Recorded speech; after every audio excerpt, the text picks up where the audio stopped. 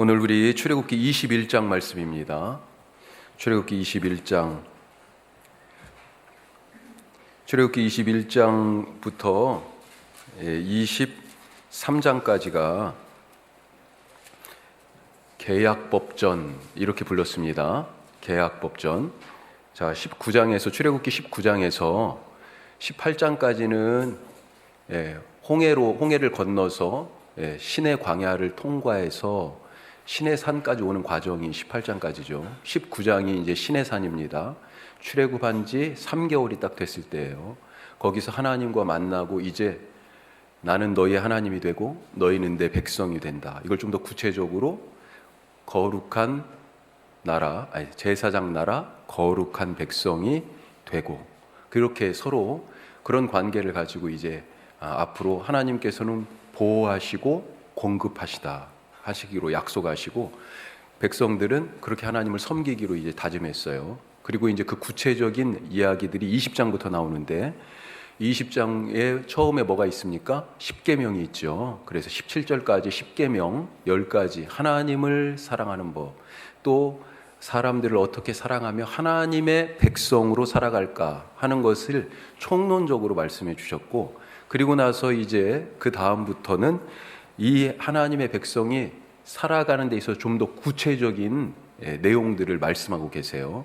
그래서 우리 지난 시간에 20장 말씀 뒷부분을 하다가 이제 거기는 오늘로 넘겼는데 22절부터가 사실은 계약 법전이라고 불려지는 십계명에 이어지는 하나님과 이스라엘 백성의 서로 언약한 구체적인 내용이에요. 이걸 다른 말로 얘기하면 하나님의 백성이 사는 법, 이렇게 얘기할 수 있겠습니다. 하나님의 백성이 사는 법. 이제 하나님 나라에 소속된 하늘 시민이잖아요. 그 시민이 어떻게 살아가야 할 것인가에 대한 말씀을 21장, 22장, 23장까지 계속해서 얘기하는데 이걸 다 묶어가지고 계약법전이라고 그렇게 얘기할 수 있습니다. 오늘은 그 중에서 21장 말씀을 하는데 우리 앞선 20장 22절부터 같이 하도록 하겠습니다. 20장 22절에서 26절까지 어떤 내용입니까?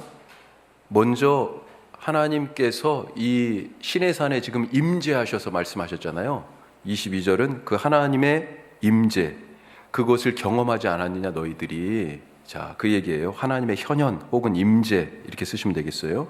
그 다음에 23절은 그러면서 하나님이 이제 구체적으로 하나님의 백성이 사는 법을 얘기하는데 첫 번째로 얘기하는 내용이 뭐예요? 우상 숭배에 대한 얘기예요. 그래서 신상을 만들지 말라 말씀하시는데 무엇을 위하여요? 그렇죠. 너희를 위하여 우상을 만들지 말라. 너희를 위하여예요. 우상을 만드는 이유가 뭡니까? 하나님을 위하여가 아니에요. 이게 아이러니잖아요. 지금 하나님을 섬기려고 뭔가를 만들려고 사람들이 지금 했다고요. 그리고 나중에 32장에 가면 이게 하나님이야 라고 자기들이 선언해요. 금송아지를 만들어 놓고 겉으로는 뭐라고 얘기했어요? 이것은 하나님을 위한 일이야, 이것이 하나님을 예배하는 일이야 라고 그렇게 얘기했잖아요. 이 신이, 이 금송아지가 이게 하나님이신데, 여호와인데 이분이 바로 우리를 이집트 땅에서 홍해를 건너서 광야를 지나서 구원하신 분이야, 이렇게 얘기했어요. 하나님을 위한다고 했는데 사실은 누구를 위한 거였어요? 나를 위한 거였어요. 너희를 위하여라고 되어 있습니다. 사실은 본질이 뭐예요? 우상을 만드는 그 본질은 나 좋으라고 해요. 눈에 보여야 되거든요. 하나님이 있는 것으로 지금 확인이 돼야 되거든요. 자, 24절은 그러면서 섬기는 방식 중에 이제 단을 쌓고, 그렇죠? 토단을 쌓는 경우를 얘기해요. 내 이름을 기념하는 모든 곳에서 예배의 삶이 모든 곳이라고 돼 있어요. 모든 곳에서 예배할 수 있다는 것을 지금 말씀해 주고 있는 거죠. 자, 25절 또 돌단을 쌓는 얘기가 있습니다. 그런데 돌단을 쌓을 때 주의할 것을 얘기해요. 인위적으로 화려한 것이 아닌 다듬지 않은 그런 돌, 다른 말로 있는 그대로 돌을 정으로 쪼지 말라고 돼 있습니다. 우리가 이방의 신상 혹은 그런 위대한 건축물을, 고대 건축물을 알잖아요. 대표적인 게 그건 예배하는 초소는 아니었지만 일종의 그 종교하고 관계가 돼 있는 거니까 이집트의 피라미드, 그 돌 하나가 몇 톤씩 나가는 걸 그걸 어디서 가져왔을 것이며 그걸 또 그렇게 정교하게 어떻게 다듬었을 것인가. 그거 말고도요, 비슷한 형태, 지구라트라고 얘기합니다. 바벨탑, 그런 계단식 피라미드, 이게 메소포타미아 지역에 많이 있었어요. 이런 것들을 만들 때 어떻게 했어요? 단을 쌓는데 다 다듬어 가지고 딱딱 각을 맞춰 가지고. 그런데 하나님은요, 그렇게 하지 말랍니다. 그렇게 정교하게 화려하게 할 필요가 없다. 그렇게 말씀하세요. 뭘 원하세요? 인위적이고 화려한 것이 아닌 있는 그대로. 26절에서는 그러면서 제단에 오를 때 하체가 보이지 않도록 주의해라. 그래서 제사장들은 속옷 바지를 입죠. 통으로 된 이 치마 같은 원피스 같은 옷을, 그렇게 제사장 복장이 그렇게 되어 있었지만 속에 속옷을 입도록 그렇게 되어 있습니다. 자, 이것이 언약서, 이제 이 언약 법전, 계약 법전의 서론에 해당하는 것인데 뭘 얘기합니까? 하나님을 예배하는 법에 대해서 얘기해요. 그러니까 나머지 실제적으로는 종이 어떻고 누구를 죽였을 때 누구를 또 물건을 갖다가 어떻게 했을 때 누굴 다치게 했을 때 이런 것들이 실제적인 법 내용이겠지만 이 모든 것들이 결국은 뭐예요? 하나님을 더 잘 섬기는 예배라고 하는 것과 연결되어야 한다라고 하는 큰 틀을 얘기하고 계십니다. 왜 그러냐면 서론이 지금 이렇게 예배와 관계된 얘기잖아요. 그런데 끝 뒷부분도요, 예배와 관계된 얘기예요. 마지막 23장 뒷부분에 20절부터 23장 20절부터 마지막 절까지가 이 계약 법전의 이제 마침에 해당한다고 볼 수 있는데, 거기도 뭐가 나오냐면요, 가나안 땅에서 우상 숭배하지 마라. 가나안의 신들을 섬기지 말라. 내가 가나안에 너희들이 가면 이제 복을 줄 건데 그 복 주는 얘기가 쭉 써 있습니다. 그러시면서 뭘 얘기하시냐면, 그래서 이 복을 받기 위해서 가나안의 신을 섬기지 마라 라고 그렇게 말씀하고 계세요. 앞에도 우상 숭배하지 마라, 바르게 하나님을 섬겨라 얘기하고요, 계약법전의 뒤에도 하나님을 바로 섬겨라, 이방의 신들을 섬기지 말라로 마치고 있습니다. 그리고 그 사이에 뭐가 들어있어요? 삶에서의 여러 가지 그런 문제들을 어떻게 해결해야 할 것인가 라고 하는 부분을 세밀하게 말씀해 주시는 그런 내용들이 있는데, 이 모든 것들은 하나님을 바르게 예배하는 삶이라는데 초점이 사실 맞춰져야 된다, 이렇게 우리가 볼 수 있습니다. 자, 이런 얘기를 가지고 우리 22절에서 26절까지 말씀을 한번 읽어보겠습니다. 자, 22절에서 26절 같이 읽습니다. 여호와께서 모세에게 이르시되 너는 이스라엘 자손에게 이같이 이르라. 내가 하늘로부터 너희에게 말하는 것을 너희 스스로 보았으니 너희는 나를 비겨서 은으로나 금으로나 너희를 위하여 신상을 만들지 말고 내게 토단을 쌓고 그 위에 내 양과 소로 내 번제와 화목제를 드리라. 내가 내 이름을 기념하게 하는 모든 곳에 내게 임하여 복을 주리라. 내가 내게 돌로 제단을 쌓거든 다듬은 돌로 쌓지 말라. 내가 정으로 그것을 쪼면 부정하게 함이니라. 너는 층계로 내 제단에 오르지 말라. 내 하체가 그 위에서 드러날까 함이니라. 아멘. 자, 이 언약 계약법전의 서론에 해당하는 부분, 우상 숭배에 대한 부분과 바르게 예배하는 것에 대하여서 우리가 말씀을 이제 읽었어요. 자, 이제 넘어가서 21장, 그러면서 1절이 어떻게 되어 있습니까? 내가 백성 앞에 세울 법규는 이러하니라. 이제 구체적으로 나와요. 자, 그러면서 2절에서 6절까지는 뭐냐면요, 종에 대한 규례입니다. 종. 그 다음에 그 뒤에 7절에서 11절까지도 종에 대한 규례예요. 그런데 2절에서 6절은 남종, 7절에서 11절은 여종에 대한 규례예요. 자, 2절은 내용이 이 사람의 지위가 영구하게 종이 아니라는 거예요. 해방될 수 있다라고 하는 것을 얘기해 줍니다. 이건 그러니까 그때 고대 근동, 중동 지방에 다른 문화권들도 있었잖아요. 사실은 더 큰 제국이 메소포타미아에 있었고, 그 다음에 이집트에 있었고 그랬잖아요.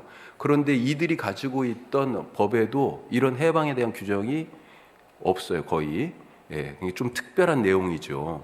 그 다음에 이 종들이 이제 해방이 되는데 해방이 되는 조건이 있어요. 그것에 대하여서 3, 4절에서 얘기하고, 또 해방이 될 수 있는데도 불구하고 누구는 나는 해방 안 되겠어요 거절하는 내용이 5, 6절에 있습니다. 자, 이 남자 종에 대한 이야기 우리 2절부터 6절까지 같이 한번 읽어보도록 하겠습니다. 같이 읽습니다. 내가 히브리 종을 사면 그는 6해 동안 섬길 것이요 7째 해는 몸값을 물지 않고 나가 자유인이 될 것이며, 만일 그가 단신으로 왔으면 단신으로 나갈 것이요 장가들었으면 그의 아내도 그와 함께 나가려니와, 만일 상전이 그에게 아내를 주어 그의 아내가 아들이나 딸을 낳았으면 그의 아내와 그의 자식들은 상전에게 속할 것이요 그는 단신으로 나갈 것이로되, 만일 종이 분명히 말하기를 내가 상전과 내 처자를 사랑하니 나가서 자유인이 되지 않겠노라 하면 상전이 그를 데리고 재판장에게로 갈 것이요 또 그를 문이나 문설주 앞으로 데리고 가서 그것에다가 송곳으로 그의 귀를 뚫을 것이라. 그는 종신토록 그 상전을 섬기리라. 아멘. 자, 여기에서 이 히브리 종 6년 동안 지금 섬기게 돼요. 왜 섬기게 됩니까? 이 사람을 왜 주인을 섬기게 돼요? 왜 종이 됐어요, 이 사람? 돈 때문에 그렇게 된 겁니다. 빚 때문에 그렇게 됐어요.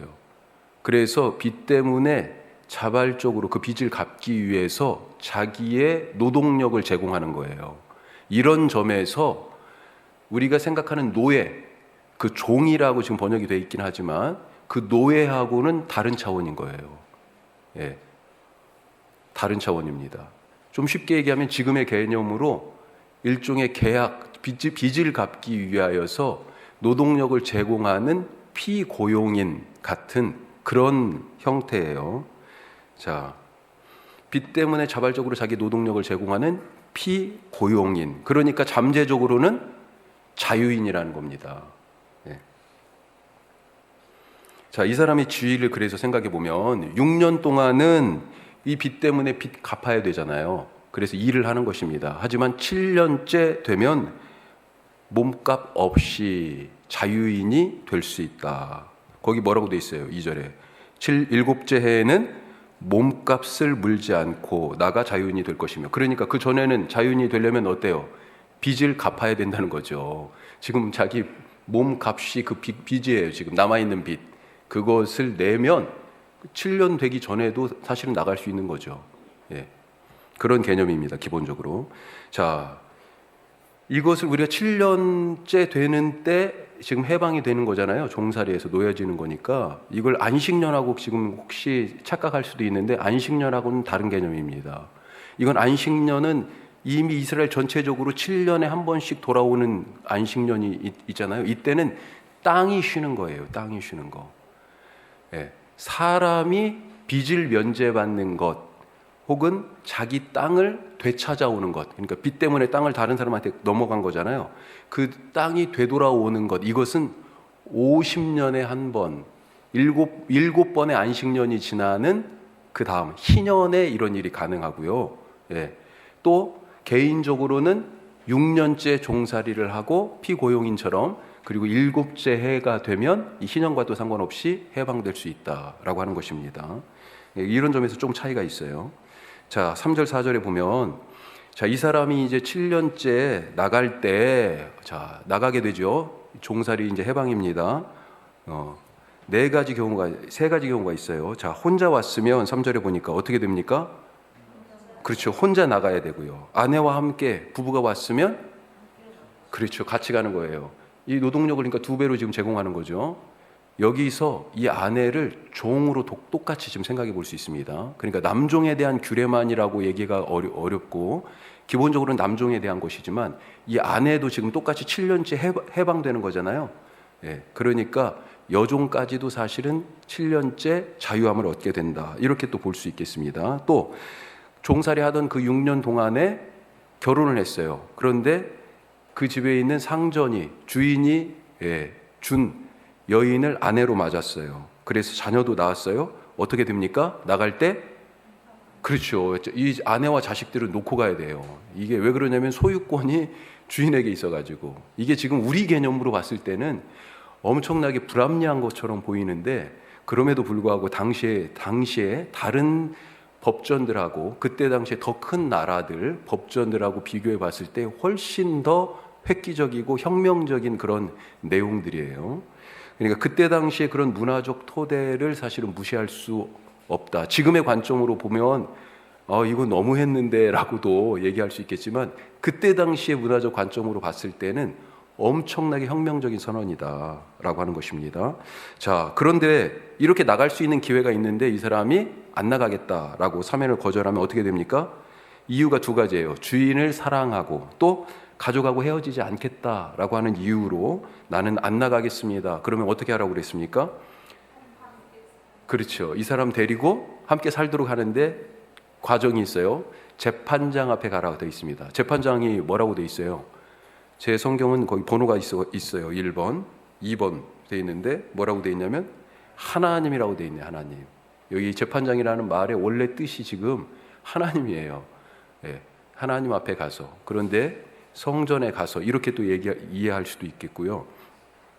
자, 그러면서 뭘 합니까? 혹은 문설주는 문 기둥이에요. 문설주에 이 사람의 귀를 대고 송곳으로 귀를 뚫어라 그렇게 되어 있습니다. 그러면 이것이 종신토록 나는 이 집에 종으로 살겠습니다라고 하는 그런 뜻이에요.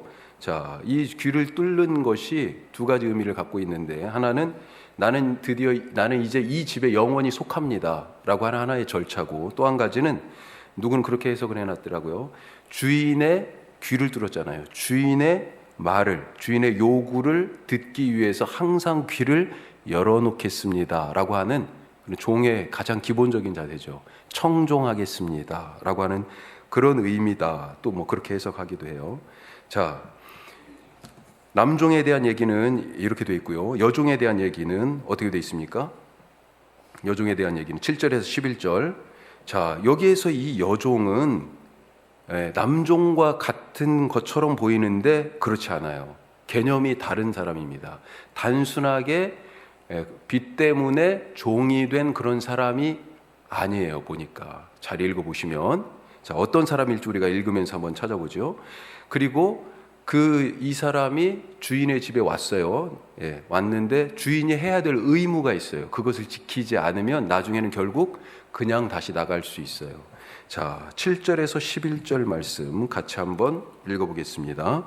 사람이 자기의 딸을 여종으로 팔았으면 그는 남종같이 나오지 못할지며 만일 상전이 그를 기뻐하지 아니하여 상관하지 아니하면 그를 속량하게 할 것이나 상전이 그 여자를 속인 것이 되었으니 외국인에게는 팔지 못할 것이요 만일 그를 자기 아들에게 주기로 하였으면 그를 딸같이 대우할 것이요 만일 상전이 다른 여자에게 장가들지라도 그 여자의 음식과 의복과 동침하는 것은 끊지 말 것이요 그가 이 세 가지를 시행하지 아니하면 여자는 속전을 내지 않고 거저 나가게 할 것이니라. 아멘. 아멘.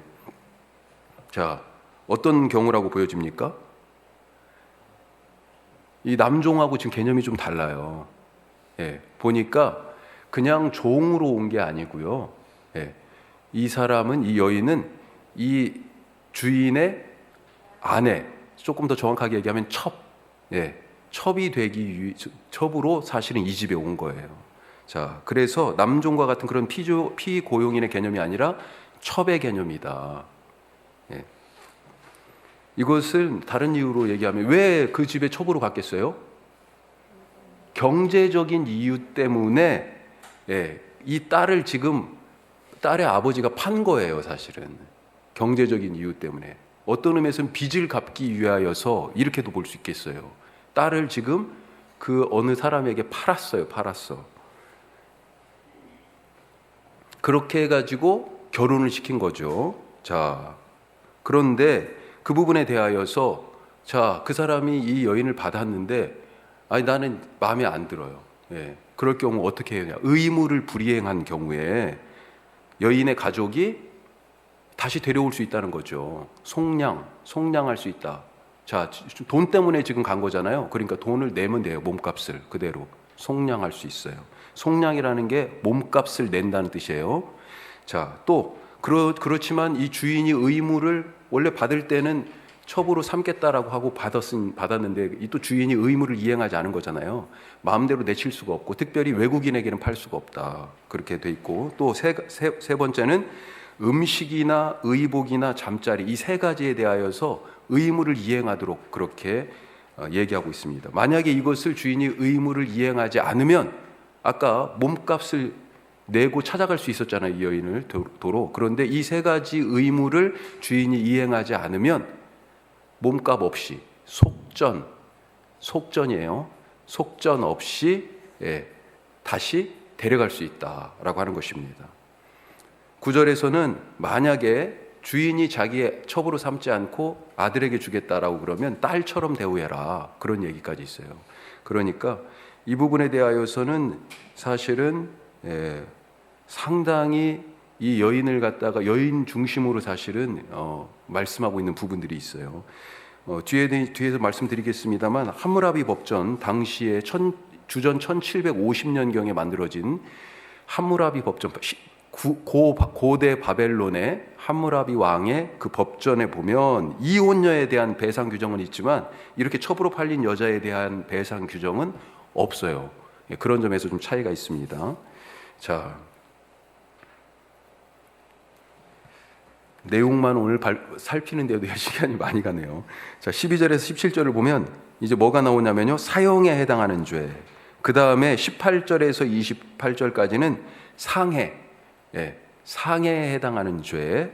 그리고 28절에서 마지막 32절까지를 보면 여러 가지 사고, 뭐 소가 들이받아서 죽은 사고, 뭐 소가 짐승이 구덩이에 빠져서 아니면 소가 다른 소를 받아서 죽인 사고, 뭐 이런 것들이 나와요. 자, 12절에서 17절 사형에 해당하는 죄를 먼저 한번 보겠습니다. 사형에 해당하는 죄. 자, 대원칙은 뭐냐면 사람을 쳐 죽이면 어떻게 하라고 돼 있냐면요.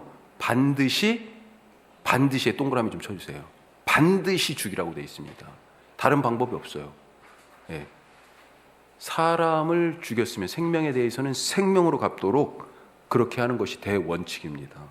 자, 12절부터 17절까지 우발적으로 일어난 살인, 고의적으로 일어난 살인, 또 부모에 대한 태도에 따라서 또 죽임을 당하는 경우가 있고요. 그 다음에 유괴, 납치 이런 경우도 사형에 해당하는 죄예요. 이 네 가지가 크게 나오는데 자, 우리 12절부터 17절까지 같이 읽습니다. 사람을 쳐 죽인 자는 반드시 죽일 것이나 만일 사람이 고의적으로 한 것이 아니라 나 하나님이 사람을 그의 손에 넘긴 것이면 내가 그를 위하여 한 곳을 정하리니 그 사람이 그리로 도망할 것이며 사람이 그의 이웃을 고의로 죽였으면 너는 그를 내 제단에서라도 잡아내려 죽일지니라. 자기 아버지나 어머니를 치는 자는 반드시 죽일지니라. 사람을 납치한 자가 그 사람을 팔았든지 자기 수하에 두었든지 그를 반드시 죽일지니라. 자기의 아버지나 어머니를 저주하는 자는 반드시 죽일지니라. 아멘. 아멘. 반드시가 몇 번 나와요? 반드시 죽일지니라. 반드시 죽일지니라. 예외가 없어요. 반드시 죽도록 되어 있습니다. 죽인 사람은 죽게 되어 있어요. 그게 대원칙입니다. 자, 그 뒤쪽으로 쭉 좀 아래 그 다음 페이지에 있나요? 현존하는 고대 중동 지방의 법전들 다음 장 맨 위에 있나요? 그렇죠? 예. 이게 뭐냐면 이때 당시 지금 이 출애굽했을 때 연대를 생각하면 학자에 따라 조금씩 다르지만 1200년 주전 1200년에서 1400년 이 정도쯤이라고 지금 볼 수 있거든요. 예. 그런데 그때 당시에 이 고대 중동 지방에 다른 제국들이 있었어요. 훨씬 더 큰 나라들. 그 나라들도 법이 있었을 거 아니에요. 현존하는 그때부터 그 이스라엘과 남유다와 북이스라엘 시대 그 정도까지 해가지고 아직 지금 발견된 그런 법전들이 있는데 7개 정도가 있습니다. 거기 보면 주전 2100년경에 우르나무, 우르 제3왕조, 우르가 어디예요? 아브라함 고향이잖아요. 아브라함이 1800년 정도 주전 그때쯤 해가지고 거기서 나왔다라고 생각이 되는데 그 이전에 우르 남무 법전이 있고요. 그 다음에 또 리핏 이슈타르 법전이 있고 그 다음에 에슈눈나라고 하는 법전이 있는데 이건 주전 1800년경이에요. 에슈눈나는 지금도 많이 조금 여러 가지로 인용이 되고 있고 그 다음에 가장 유명한 것이 주전 1750년에 있는 옛날 고 바벨로니아의 함무라비 왕의 법전이 있습니다. 그 다음에 출애굽 연대 지금 여기하고 거의 비슷한 시대가 거기 주전 1300년 히타이트. 히타이트는 지금 팔레스타인 북쪽이에요. 북쪽. 두로와 시돈 성경에 그렇게 나오는 그 지역을 히타이트라고 생각하시면 되겠어요. 그 다음에 아수르, 그 다음에 신바벨론 이런 법전들이 지금 있는데 이런 것들하고 지금 말씀을 나누면서 이 성경에 나와 있는 지금 이 이스라엘의 법전하고 어떤 차이들이 조금 있는지 조금씩 더 얘기해 보도록 그렇게 하겠습니다. 자, 지금 여기 12절에 보면 대원칙이 뭐라고 돼 있습니까? 사람을 죽인 자, 사람을 쳐 죽인 자는 반드시 죽일 것이다. 그렇게 얘기했잖아요. 그런데 히타이트 법에는 어떻게 돼 있냐면 재산이 많은 사람은 자기가 살인을 했다. 그러면 기본적으로 생명을 생명으로 갚도록 지금 돼 있잖아요. 뒤에 나오겠습니다만 이걸 동해보복법 혹은 동해보상법, 동형복수법 뭐 이렇게 얘기해요. 같은 말인데 다. 자, 그런데 생명을 갖다가 상하게 했으니까 생명을 내놔야 돼요. 그게 기본적 원칙이에요. 그런데 재산이 많아. 사람을 죽인 사람이. 이 사람이요. 자기의 생명 대신에 돈을 내놓는 거죠. 돈을. 속전을. 몸값을 대신. 자기 목숨값을 대신 내놓고 사형을 면할 수 있었다라고 하는 것입니다. 그러니까 돈 많은 사람들은 어때요? 누구를 패도, 누구를 죽게 해도 그 돈으로 다 때울 수 있었던 법이 다른 제국들에게서는 있었다라고 하는 것입니다. 자, 13절에 보면 사람을 죽였는데 우발적으로 죽였어요. 고의로 한 것이 아니라고 되어 있습니다. 자, 그러면서 뭐라고 표현되어 있어요? 나 하나님이 사람을 그의 손에 넘긴 것이면 어떤 사람이 죽긴 죽었는데 고의로 죽인 건 아니에요. 하지만 그 사람의 죽음에 대하여서 크게 봤을 때 하나님의 섭리에 의한 것이다. 그의 죽음이. 섭리 써주세요. 하나님의 섭리에 의한 것이라고 그러면 이 사람은 어디예요? 죽임을 당하지 않아요. 당분간. 도피성 나중에 이제 나오는데 요단강 동쪽에 3곳이 있었고 요단강 서쪽에 3곳이 있었습니다. 총 6개가 있었는데 도피성에 피해서 생명을 구할 수가 있었어요. 하지만 14절에 고의적으로 사람을 죽였으면 도피성에 피해서 그 도피성에 있는 어느 재단을 붙잡고 있다 하더라도 그 사람은 잡아 내려서 죽여라. 심지어 하나님의 재단을 붙잡고 있다 하더라도 잡아 죽여라 얘기하고 있습니다. 자, 15절에서는 또 뭘 얘기해요? 부모에 대한 얘기예요. 부모 폭행. 부모를 죽인 것 그게 아니고 부모에게 부모를 폭행한 것에 대하여서 반드시 죽이라고 얘기하고요. 또 뒤로 가서 17절에 부모에게 저주했다. 폭언을 한 것 가지고도 반드시 죽이라고 얘기하고 있습니다. 왜 그래요? 부모님과 관계된 것은 10계명 5계명에 나오죠. 내 부모를 공경하라. 그래야면 나 여호와 내 하나님이 내게 준 땅에서 뭐가 길어요? 내 생명이 길리라. 부모님하고 관계된 것은 생명하고 연결해서 하나님이 늘 말씀하세요. 즉 부모님을 모욕하거나 부모님을 폭행하거나 이것은 뭐예요? 하나님이 주신 생명을 모독하는 것으로 생명이 부모님으로부터 오잖아요. 그렇게 여기고 있다는 거죠. 그래서 생명은 생명으로 갚는다라고 하는 그 원칙을 따라서 부모에 대한 폭언이나 부모 폭행을 생명을 죽인 것으로 그렇게 간주를 하는 거죠. 자, 그래서 그런 사람은 반드시 죽여라 얘기하고요. 16절에 납치 혹은 인신매매 어떻게 하라고 되어 있습니까? 반드시 죽여라 그렇게 말하고 있습니다. 반드시 죽여라. 왜요? 이것도 생명과 관계된 거잖아요. 자, 18절에서 28절 동해보복법. 자, 거기 이건 영어가 아니고요. 탈리오니스, 렉스 탈리오니스. 이건 라틴 말이에요. 라틴어. 렉스는 법이라고 돼 있더라고요. 저도 찾아봤어요. 네, 렉스는 법이에요. 그 다음에 탈리오니스는 보복, 복수 이렇게 돼 있습니다. 보복하는 법, 복수하는 법이에요. 자, 생명을 잃었어요. 그러면 똑같은 무게의 생명으로, 똑같은 무게의 것으로 그렇게 보복하거나 복수할 수 있게 선을 정해놓은 거예요. 선을 정해놓은 겁니다. 눈에는 눈, 이에는 이. 바로 그거죠. 렉스 탈리오니스. 자, 그래서 사람을 다치게 하거나 죽이게 한 것에 대하여서 어떻게 그것을 정의를 회복할 수 있는가라고 하는 그 법에 대하여 18절에서 28절 우리 같이 한번 또 읽어보겠습니다. 18절에서 28절입니다. 사람이 서로 싸우다가 하나가 돌이나 주먹으로 그의 상대방을 쳤으나 그가 죽지 않고 자리에 누웠다가 지팡이를 짚고 일어나 걸으면 그를 친 자가 형벌은 면하되 그간의 손해를 배상하고 그가 완치되게 할 것이니라. 사람이 매로 그 남종이나 여종을 쳐서 당장에 죽으면 반드시 형벌을 받으려니와 그가 하루나 이틀을 연명하면 형벌을 면하리니 그는 상전의 재산임이라. 사람이 서로 싸우다가 임신한 여인을 쳐서 낙태하게 하였으나 다른 해가 없으면 그 남편의 청구대로 반드시 벌금을 내되 재판장의 판결을 따라 낼 것이니라. 그러나 다른 해가 있으면 갚되 생명은 생명으로, 눈은 눈으로, 이는 이로, 손은 손으로, 발은 발로, 된 것은 된 것으로, 상하게 한 것은 상함으로, 때린 것은 때림으로 갚을지니라. 사람이 그 남종의 한 눈이나 여종의 한 눈을 쳐서 상하게 하면 그 눈에 대한 보상으로 그를 놓아줄 것이며, 그 남종의 이나 여종의 이를 쳐서 빠뜨리면 그 이에 대한 보상으로 그를 놓아줄지니라. 아멘. 아멘. 자, 내용을 다시 좀 더 보면요. 18절, 19절은 어떤 얘기입니까? 사람이 서로 싸우다가 하나가 돌이나 주먹으로 상대방을 쳤어요. 그래서 그가 지금 죽지는 않고 자리에 누웠습니다.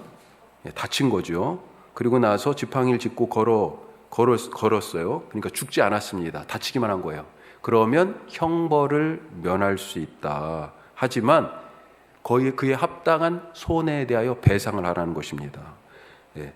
자, 이건 지금 누구 사이에 일어난 일이에요? 자유인 사이에서 일어난 일이에요.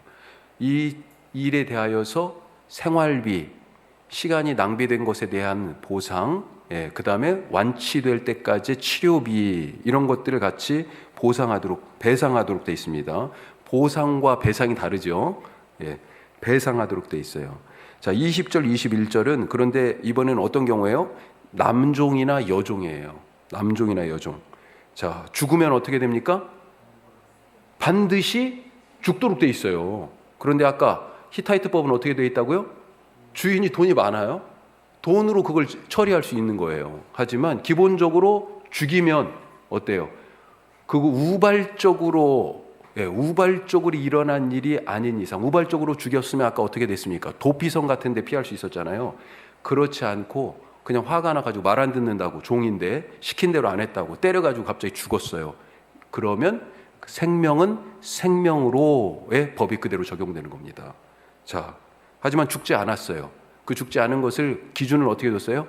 하루 이상, 최소한 하루가 더 지나가지고, 그러니까 하루 정도는 최소한 살아있으면 죽임에 대한 죄는 우선은 면할 수 있어요. 하지만 죽지 않았다라고 한다고 해도 그가 당한 상해에 대하여서 어떻게 해요?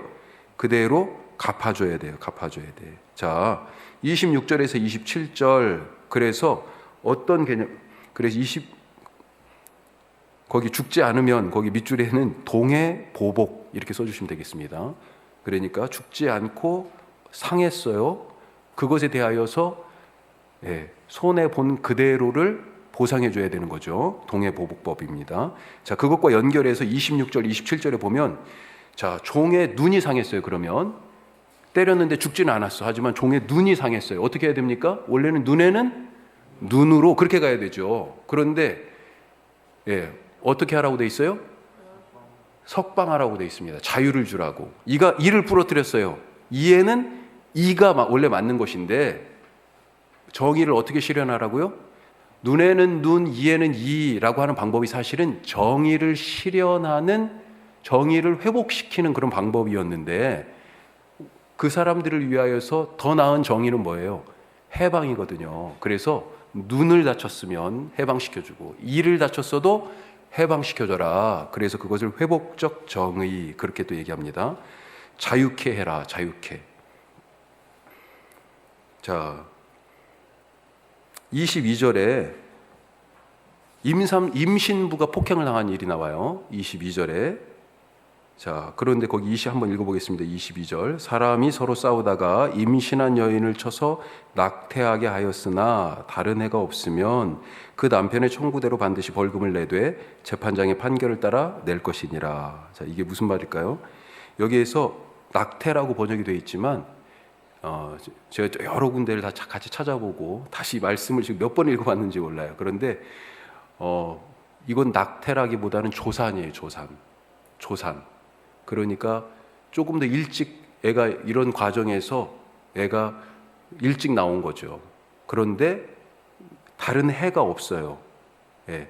그렇다고 그러면 이 부분에 대하여서만 남편이 배상을 청구할 수 있고, 그리고 그 남편이 요구하는 것이, 예, 재판장이 그 정도는 줘야 될 것 같아, 그렇게 판결을 하면 주도록 돼 있습니다. 하지만 계속 이어지는 23절, 그러나 다른 해가 있으면, 이렇게 돼 있잖아요. 예, 생명은 생명으로. 아까 낙태라고 그러면 생명이 이미 죽은 거예요. 그러니까 이 얘기를 할 필요가 없는데, 낙태가 아닌 경우였어요. 조산이었어요. 아까는. 그렇지만 생명은 다른 해가 있어요. 죽었어요. 예, 진짜로, 예, 유산이 돼버렸어요. 그러면 생명은 생명으로 갚도록 돼 있어요. 또 다른 해, 눈은 눈, 이는 이. 이건 산모든지 아기든지 그런 해가 있으면 동일하게 그렇게 갚도록, 이걸 다시 말씀드리면 동해보복법이라고 그렇게 얘기할 수 있겠습니다. 자, 같은 법이 하무라비 법전에도 있고 다른 법들에도 있는데, 거기에는 어떻게 되어 있냐면, 지금 이거는 지위 고하와 상관없이 모든 사람에게 똑같이 적용되는 거잖아요. 그런데 메소포타미아의 그 다른 법들은 지위에 따라서, 그가 자유인인지 노예인지에 따라서 이 법의 적용이 다르게 되어 있습니다. 예, 그런 차이가 있어요. 자, 오늘은 이 정도까지만 하겠습니다. 내용을 더 살펴봐야 되는데 내용을 보기에는 오늘 시간이 너무 많이 갈 것 같고요. 뒤에 우리가 28절에서 36절까지가 마지막인데 거기까지만 내용만 보고 오늘은 마치도록 할게요. 자, 28절에서 32절까지는 소가 사람을 받아 죽인 사건에 대하여 얘기하는 것입니다. 자, 대원칙이 있어요. 어떤 경우라도 소가 사람을 지금 받아 죽였잖아요. 소는 어떤 경우라도 돌로 쳐 죽이게 돼 있어요. 돌로 쳐 죽이게 돼 있어요. 그리고 그 고기는 먹지 않아요. 이건 무슨 얘기냐면, 돌로 쳐 죽였어요. 소, 지금 누군가를 들이받은 소예요. 돌로 쳐 죽였어요. 이건 뭐예요? 이 돌더미로 지금 싸버린 거예요. 그러니까 얘를 잡아 먹을 수조차 없는 겁니다. 지금 이 돌무더기 속에 들어가 버린 거예요. 예. 자, 어떤 경우가 있어요? 소가 사람을 들이받을 경우에 얘가 갑자기, 전에는 안 그랬는데 무슨 일인지 모르겠지만 갑자기 날뛴 거예요. 그러다가 어떻게 딱 받아가지고 사람이 죽은 거죠. 그런 경우가 있고, 또 한 번은 얘가 전에도 받았던 소예요. 누군가를. 예, 그래서 주인한테 잘 관리해, 이렇게 이미 경고장이 날아간 거죠. 그걸 무시하고 주인이 관리 감독을 잘 못했어요. 그런 경우가 있어요. 또 어떤 사람이 그 소에게 바쳐가지고 죽었을 수도 있지만, 이때 당시에는 소위 말하는 성인 사람과 20세가 안 된 자녀 다 다르게 봅니다. 자유인과 종, 다른 관점에서 봐요. 그러니까 31절에 보면 보통의 성인 말고 어린 자녀가 죽었을 경우, 그때가 또 나와요. 소에 바쳐서. 또 32절에는 종이 죽었을 경우, 조금씩 다 차이가 있습니다. 자, 소가 사람을 들이받아서 죽었을 때, 자, 28절부터 32절까지 같이 한번 읽겠습니다. 소가 남자나 여자를 받아서 죽이면 그 소는 반드시 돌로 쳐서 죽일 것이요 그 고기는 먹지 말 것이며 임자는 형벌을 면하려니와 소가 본래 받는 버릇이 있고 그 임자는 그로 말미암아 경고를 받았으되 단속하지 아니하여 남녀를 막론하고 받아 죽이면 그 소는 돌로 쳐 죽일 것이고 임자도 죽일 것이며 만일 그에게 속죄금을 부과하면 무릇 그 명령한 것을 생명의 대가로 낼 것이요 아들을 받든지 딸을 받든지 이 법규대로 그 임자에게 행할 것이며 소가 만일 남종이나 여종을 받으면 소 임자가 은 30세겔을 그의 상전에게 줄 것이요 소는 돌로 쳐서 죽일지니라. 아멘. 자, 읽으신 것처럼 어떤 경우라도 대원칙이 있는데 소를 돌로 쳐서 죽이라고 되어 있습니다. 자, 29절에 보면 소가 받는 버릇이 있는 소였어요. 이런 경우 어떻게 합니까? 예, 소도 죽이고 주인도 죽이라고 되어 있습니다. 아, 이거 엄격한 거죠, 정말. 예, 엄격한 거예요. 그 다음에 그렇지만 기본적으로 하여튼 성경에서는 기본적으로 생명을 위한 법이잖아요. 그래서 이건 지금 소 때문에 일어난 일이기 때문에 주인에게 목숨을 구할 수 있는 방법을 그래도 열어둡니다. 그게 30절이에요. 속량할 수 있는 자기의 생명 값을 내면 이 죽음을 면할 수 있는 길을 열어줘요. 그래서 피해를 당한 쪽에서 속죄금을 얼마 부과를 하면 그 속죄금, 속량이죠. 속죄금을 내고 죽임을 소 주인이 면할 수가 있는 그런 길이 있고요. 31절에 보면 자, 28절에서는 남자나 여자라고 표현되어 있잖아요. 어른들입니다. 하지만 31절에 보면 자녀들이에요. 자녀들이 그럼 받쳐 죽었을 경우에 어떻게 할까? 동일하게 적용하도록 되어 있습니다. 동일하게. 왜 이런 말이 우리는 지금 당연한 것 같잖아요. 당연히 동일하죠. 생명이 똑같은데. 그런데 그때 당시에는 생명의 값어치를 다 다르게 여겼다니까요. 그래서 함무라비 법전에서는 자유민의 자녀의 죽음에 대하여서 어떻게 하라고 했냐면 사실은 내 자녀의 목숨으로 대신하지 않고 이 부분에 대해서 자기의 종의 자녀의 목숨으로 대신하도록 그렇게 또 내용이 돼 있어요. 그러니까 참 비정하죠. 자, 종의 경우 종이 죽었을 때는 은 30세겔을 주인에게 줘라 그렇게 돼 있습니다. 자, 33절에 36절은 기타 여러 가지 이제 사고들이에요. 구덩이에 가축이 빠졌을 때 또 소가 아까는 사람들이 받았는데 이번에는 다른 집 소를 들이받아가지고 죽었을 때 뭐 이런 세부적인 얘기들이 있어요. 소 얘기가 특별히 많이 나오는 것은 소를 기준으로 다른 가축들이 다 똑같이 적용될 수 있는 것이다 이렇게 생각할 수도 있고요. 또 한 가지는 소가 이스라엘 민족 중에서 그런 점에서 제일 사실은 중요한 그런 생산 수단 중에 하나였고 예배를 위하여서도 가장 필요한 그런 동물이었잖아요. 그래서 소에 대한 얘기가 있다 그렇게 생각이 됩니다. 자, 오늘 의미까지는 찾아보기는 좀 어려울 것 같고 다음 주에 의미에 대해서 더 살펴보도록 하고요. 오늘은 내용만 좀 살펴봤습니다. 집에서 이 내용을 이게 무슨 얘기야 와 이렇게 쭉 써 있어서 제일 처음에는 무슨 얘기인지 종잡기가 좀 어려울 수 있는데 오늘 이렇게 큰 단락단락으로 한번 나눴으니까요. 한번 읽어보시면서 다음 주에 그 의미를 더 찾아보도록 하겠습니다. 기도하겠습니다.